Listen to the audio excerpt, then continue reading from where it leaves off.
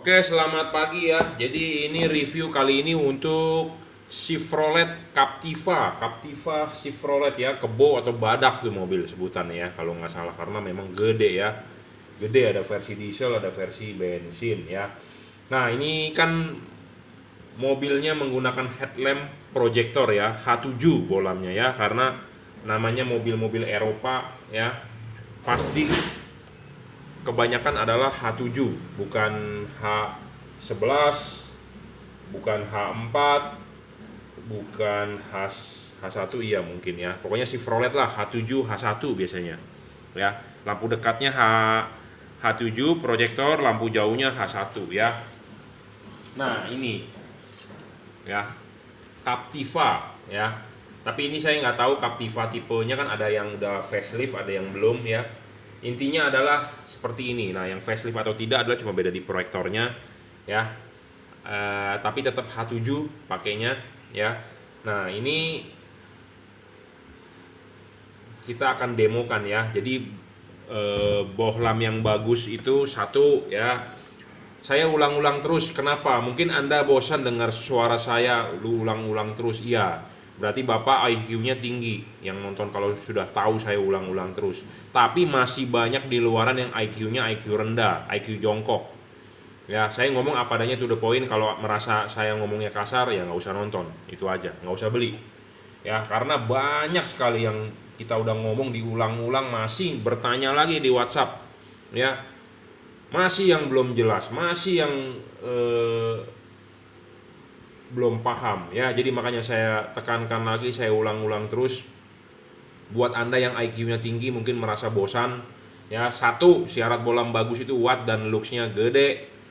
Gedenya itu dalam arti adalah sesuai dengan spesifikasi. Spesifikasi LED ini adalah 30 watt. Banyak orang demen dibohongin ya. Di kardusnya ditulis 60 watt, di kardusnya ditulis 120 watt, di kardusnya ditulis 150 watt. Lumennya 50.000 lumen, lumennya 30.000, 10.000, 20.000. Seneng dibohongin dengan yang tulisan di kardus. Seneng juga dengan yang suka dibohongin di spesifikasinya. Indah-indah ditulis di Tokopedia. LED ini, terang, tembus hujan segala macam, tapi kenyataannya pas Anda beli spesifikasinya tidak sesuai. Seneng, banyak orang yang seneng dibohongi ya. Seneng dibohongi, seneng dengan deskripsi, seneng dengan kardusnya yang mewah-mewah, padahal kardusnya juga asal tulis. Saya menjual bolam ini hanya dengan kardus abal-abal. Saya tidak mementingkan kardusnya, yang Anda harus pentingkan adalah LED-nya. Karena kenapa? Setelah barang dipasang, kardus paling Anda buang, Anda simpen di gudang ya. Tidak berguna itu kardus. Yang berguna apanya? LED-nya. Ya, satu, syarat bolam bagus, watt dan looks-nya harus gede. Ini levelnya cuma di 30 watt ya, nggak bisa dibilang 40 watt, dibilang 50 watt nggak bisa, dibilang 62 watt nggak bisa. Pokoknya 30 watt real. Realnya itu diukur menggunakan wattmeter. Wattmeter ini Anda bisa beli di online ya, beli di online, beli dimanapun. Anda bisa coba barang sampai Anda coba ya. Barang sampai Anda coba, Anda tes 30 watt atau tidak, seperti itu ya. Jadi wattmeter ini adalah untuk pengujian. Jadi real, kita berbicara real ya, bukan berbicara tulisan. Saya juga bisa sebenarnya bikin kardus atau kita bikin spesifikasi ditulis 60 watt saja. Tapi kan namanya saya membohongi Anda gitu ya. Nah, ini 30 watt, level lux-nya 3100 lux. Kita tidak bisa mengukur lumen karena alatnya mahal ya. Alatnya mahal, namanya luminous flux ya. Ada alatnya berbentuk bola, sphere ya, bola. Nah, ada alatnya bola, jadi bolam itu mesti ditaruh di dalam bola itu. Terus ada namanya luminous flux meter ya, yang bisa membaca berapa lumennya ya. Yang mestinya beli itu di Indonesia mungkin si merek terkenal, Philips, Osram, Autovision ya, Pro 7, bos-bosnya harusnya mempunyai itu alat ya. Mempunyai itu alat, karena kenapa? Mereka merek-merek besar. Si Jungki ini jualan ecek-ecek bro, cuma sebutir pasir dibandingkan mereka. Kita bukan berbentuk PT, kita ini perorangan ya, perorangan. Jadi yang mestinya punya adalah pemegang merek besar ya, membuktikan bahwa sesuai dengan spesifikasinya ya, spesifikasi lumensnya berapa ya, seperti itu. Nah, saya tidak bisa mengukur lumens, tapi kita bisa mengukur flux. Flux yang dihasil, sorry bukan flux, lux, LUX, dengan menggunakan alat like meter ya, seperti Anda sering nonton di sini. Ini namanya like meter. Nah, Anda juga bisa beli, ini harganya murah, 100.000, 200.000. Jadi menurut patokan saya ini diukur dengan lux meter 30 watt itu 3100 lux. Jadi sudah lumayan terang 3 kali dari standar bolam halogen ya, seperti itu. Nah, jadi wattnya sudah gede, luxnya sudah gede, harus stabil syarat kedua. Jadi stabil ini tidak boleh ngedrop ya. Peralatan elektronik kalau yang ngedrop itu namanya jelek ya. Semua peralatan elektronik kalau ngedrop jelek. Misalnya Anda punya power supply, Anda punya trafo, Anda punya power amplifier buat main SPL di mobil ya. Kalau panas kan ngedrop ya. Jadi nggak boleh ngedrop ya. Ngedrop boleh tapi ada batasan, tapi sebaiknya tidak boleh ngedrop ya. Bolam ini tidak ngedrop, saya jamin. Banyak LED di luaran yang ngedrop. Watt awalnya memang gede, tapi setelah 5 menit kemudian turun ya. Setelah 5 menit kemudian turun, padahal itu belum disiksa. Belum disiksa aja udah ngedrop, gimana disiksa? Disiksa itu dalam arti adalah dipakai dalam jangka waktu lama. Karena kenapa? LED ini kan ditaruh di ruangan mesin. Ruangan mesin itu panas, bro ya. Kita mencoba LED di ruangan ini suhu paling 30 derajat, 31. Ya, karena di Jakarta kan panas ya. 30 derajat ini di suhu ruangan ya. Nah, sedangkan di ruangan mesin adalah LED dinyalakan adalah 80-90 derajat. Jadi belum disiksa aja di atas meja dicoba udah ngedrop. Gimana dicoba di mobil? Seperti itu ya, paham. Jadi tidak boleh ngedrop. Syarat ketiga adalah harus adjustable ya. LED ini adjustable, bro ya, bisa diputar 360 derajat bebas. Anda mau taruh posisi kabel di atas atau posisi kabel di bawah, Anda bisa tarik maju tarik mundur, ininya bisa didorong maju, bisa dimentokin ya. Nanti juga kita akan ukur ya, ini adalah halogen H7. Nanti kita akan ukur dari dasar ini ke titik poin tengahnya berapa, sama ini juga akan kita ukur. Kebanyakan dia nggak pas, tapi kita akan pasin dengan cara nanti kalau misalnya kalau tingginya kurang, nanti akan kita kalibrasi, ini akan kita gerus supaya dia bisa lebih ceper. Kenapa? Karena bolam asli dari bawaan pabrik itu kurang ceper ya.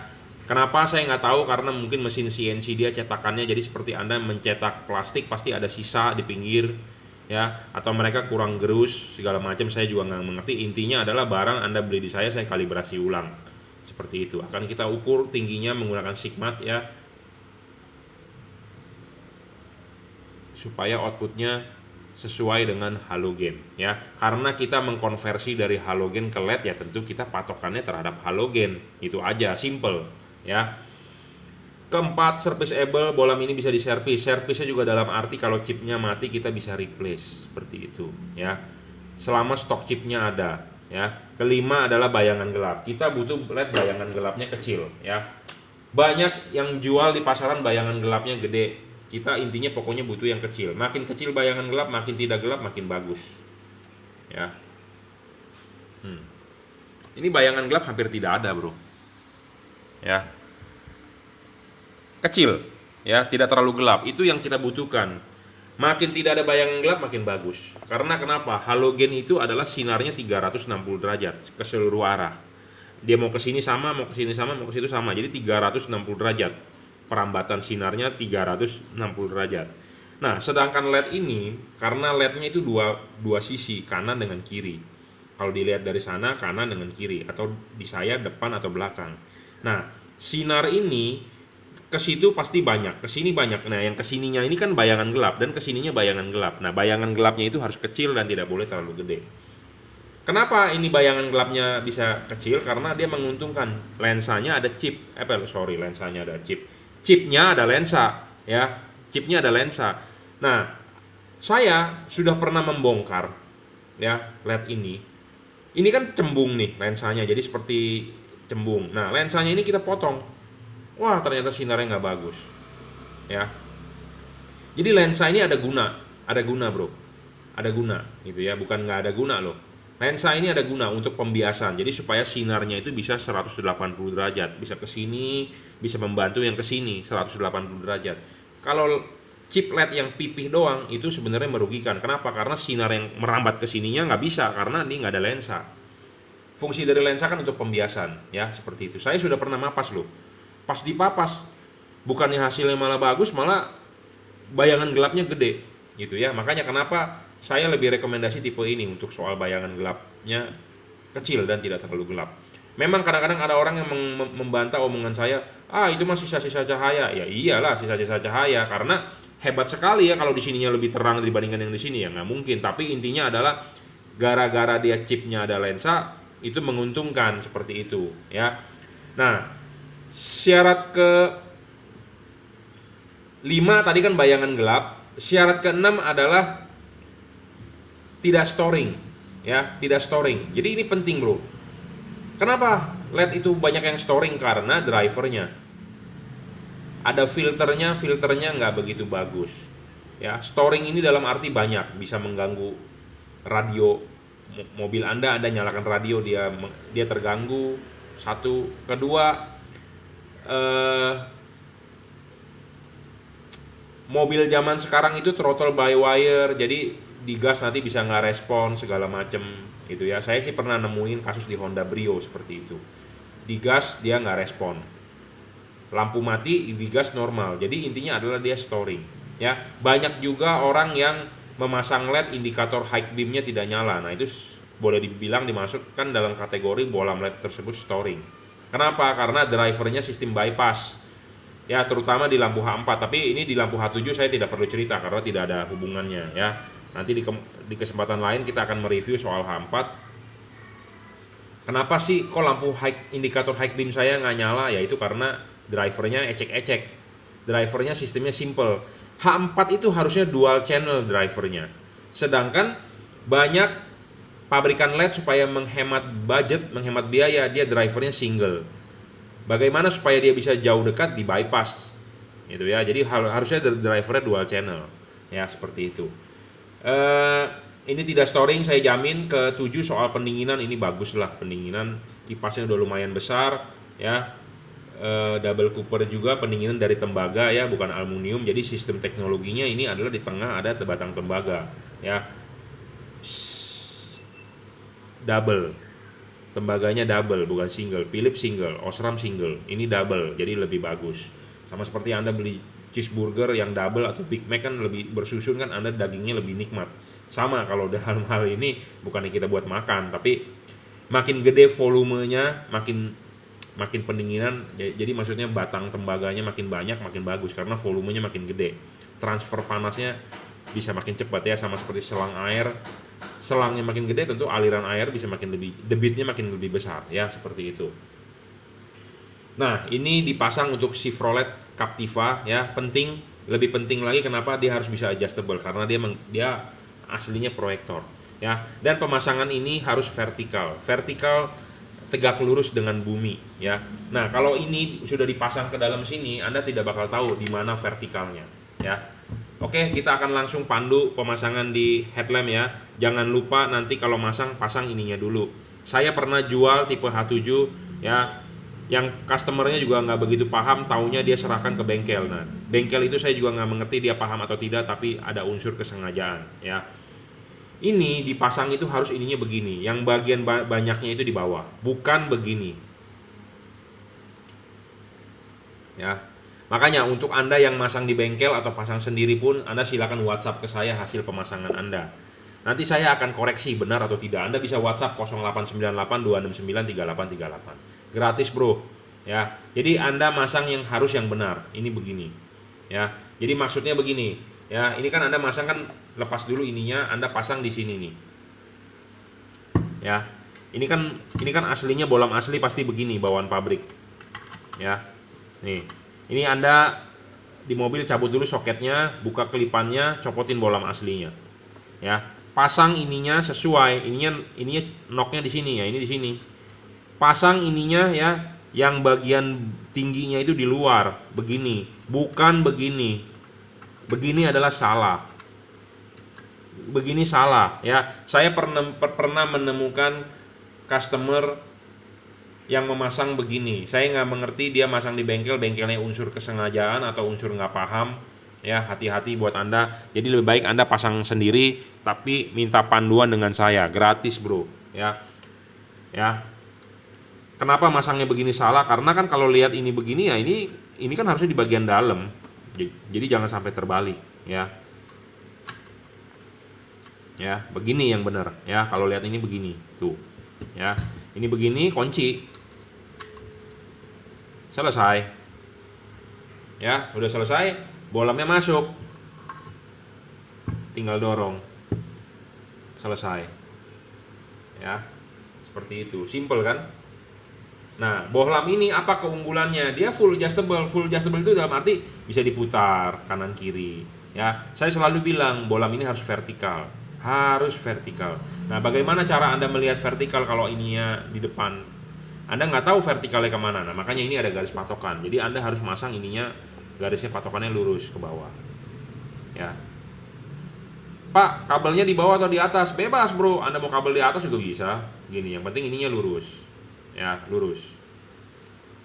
Lurus. Ya, lurus. Harus vertikal, tegak lurus. Ya. Oke, kita akan demokan nyalanya ya.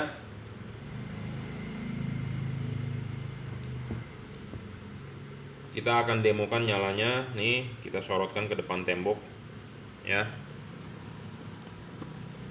Nah, lihat langsung di depan tembok. Nah, ini hasil outputnya ya. Ini hasil outputnya seperti ini. Ini di Captiva versi pertama. Kalau yang versi kedua kayaknya sudah step cut off ya. Ini model JDM, Japanese domestic market. Ininya garis lurus, ininya naik ya. Kalau yang step cut off proyektornya nggak seperti ini. Tapi ini memang asli punya Captiva. Tapi Captiva kalau nggak salah sudah facelift ya, 2 kali kalau nggak salah. 1 kali apa 2 kali, pokoknya intinya ada 2 tipe, Captiva lama dengan Captiva baru ya. Saya nggak begitu paham tipe mobil karena kebanyakan ngafalin tipe-tipe mobil, tapi intinya yang saya tahu seperti itu ya. Jadi ini adalah headlamp Captiva asli, kita dapat ya, hasil outputnya akan seperti gini ya. Ini patternnya sama seperti halogen ya, 100% sama seperti halogen, dan ini Anda bisa putar ya. Saya merekomendasikan Anda pasang tegak lurus, tapi Anda bisa putar tuh. Anda bisa tarik mundur. Nah, Anda tarik mundur nih. Nah, ini Anda agak tarik mundur. Kalau Anda tarik mundur, ininya akan lebih membesar nih. Ininya akan membesar. Jadi efeknya apa kalau ininya membesar? Sinar itu lebih dekat ke bumper Anda, ke bumper mobil Anda. Tapi kalau Anda dorong maju, ininya akan lebih mengecil, tapi sorotannya agak jauh di depan bumper Anda, tapi lebih jadi istilahnya sorotannya lebih far ngomongnya ya. Ngomong gimana ya? Anda praktek sendiri dah ya. Jadi Anda bisa tarik maju mundur ininya nih. Ya, Anda bisa putar ininya ya. Anda bisa putar nih, Anda lihat ke sini nih. Anda bisa putar ini. Anda bisa dorong maju, Anda bisa tarik mundur ya. Anda tarik mundur ininya, dia agak lebih membesar kan? Saya udah bilang agak lebih membesar ininya. Di sini kelihatannya sedikit, tapi prakteknya jauh, bro. Prakteknya jauh ya, karena makin jauh dia akan gesernya makin banyak gitu aja. Karena ini kan dekat cuma 1-2 meter di depan tembok. Kalau prakteknya bisa 10 meter akan kelihatan tuh efeknya. Ya. Jadi pemasangan PNP sebenarnya ini ya bisa diputar adjustable, jadi keuntungannya itu. Ya, kenapa saya membuat suatu syarat bohlam itu karena kita banyak sekali yang WhatsApp ya, Pak saya mau cari bohlam bagus. Nah, bohlam bagus itu bagusnya bagaimana? Nah, makanya kenapa kita harus membuat syarat bohlam bagus. Ada 7 ya, saya ulang karena masih banyak yang belum paham atau nontonnya skip ya. Watt dan luxnya harus gede ya, itu wajib ya. Ini levelnya cuma di 30 watt, nggak bisa lebih ya. Kedua adalah harus stabil. Stabil ini penting bro. Anda kalau wattnya udah gede tapi kalau nggak stabil juga percuma. Buat apa? Ya. Ketiga adjustable penting banget. Tadi saya udah ngomong harus vertikal. Ya. Nggak bisa masangnya horizontal bro. Karena vertikalnya ini ya, vertikalnya ini sama dengan vertikalnya ini. Ini vertikal. Kalau ini horizontal, ini horizontal. Jadi Anda harus masangnya vertikal patokannya dari ini. Karena kalau di lensa depan kan Anda nggak tahu nih vertikalnya kemana, karena kan ketutupan lensa. Anda harus lihat bagian belakangnya. harus tegak lurus ya, seperti itu. Keempat, serviceable, itu syarat bonus. Kelima, bayangan gelap ya, kecil 360 derajat, sudah pasti bagus. Tidak storing, saya jamin. 7, soal pendinginan oke ya. Pakai proyektor itu memang outputnya tipis. Saya ngomong apa adanya, to the point. Beda dengan reflektor dengan lampu LED atau HID yang akan outputnya lebih padat. Pakai LED itu tipis karena dia spread dan patternnya, cut off-nya bagus ya. Jadi saya ulang, pakai proyektor itu memang tipis outputnya. Tipis, kenapa tipis? Karena dia merata dari kanan ke kiri, outputnya bakal tipis, tidak bisa padat. Seperti itu. Keuntungan pakai proyektor, outputnya, patternnya pasti bagus, cut off-nya bagus, lebar, merata. Tapi kalau Anda mau tebel, nggak bisa, seperti itu ya. Jadi memang karakternya proyektor seperti itu, outputnya tipis. Sedangkan kita mau terang butuh tebel, tapi ini sudah lebih oke dibandingkan Anda pakai halogen lah ya. Halogen cuman 1000 lux dan panas, wattnya gede, sedangkan ini 3 kalinya ya, warnanya putih, 5500 Kelvin ya. Jadi ini untuk Chevrolet Captiva tipe H7. H7 ini sama dengan mobil Wuling Convero, Wuling Cortez ya, yang versi bawah ya, bukan yang versi atas. Pakai H7 juga ya. Jadi Anda bisa beli juga buat Wuling ya, yang sama-sama menggunakan proyektor Convero yang 1,8 kalau nggak salah, atau 1,5 ya, L ya atau apa tipenya saya nggak tahu, dan Wuling Cortez yang tipe bawah ya. Saya rasa cukup reviewnya ya. H7 tipenya ya, 30 watt, 3100 lux ya. Oke, kira-kira kalau ada yang mau ditanya silakan komentar di bawah. Saya rasa cukup ya. Anda bisa beli bolam ini melalui Bukalapak, username-nya Juragan Lampu. Shopee F3 Moto Lighting, itu reseller saya. Tokopedia Anda bisa beli di reseller Juragan Lampu atau Juragan Lampu Jungki Wenas. Anda bisa WhatsApp saya 0898 269 3838. Kirim menggunakan JNT, transfer menggunakan BCA. Oke, cukup. Terima kasih.